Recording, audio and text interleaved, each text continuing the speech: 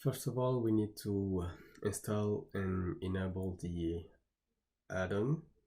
Go to Edit, Preferences, Add-on, and look for Install from File. Then look for the add-on in your disk.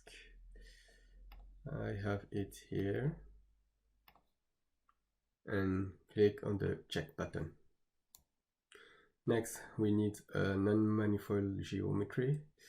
We can use, for example, the torus.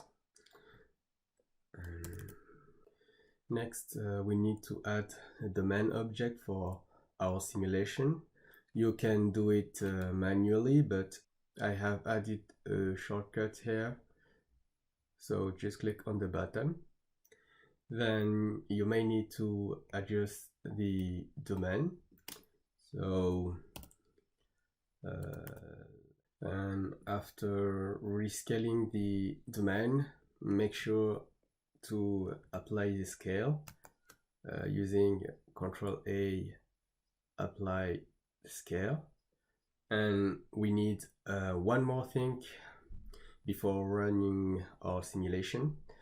We need to ensure the add-on is able to process the geometry. You can check that under the inspect panel.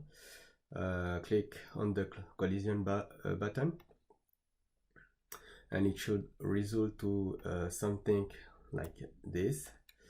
And this is good. That means we can put snow on this object. Next, you can get rid of it. We don't need it anymore. Then we can run the simulation. With the default settings, you get something like this.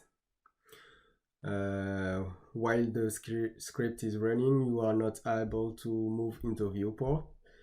You have to hit escape or waiting the last frame, then it will terminate automatically.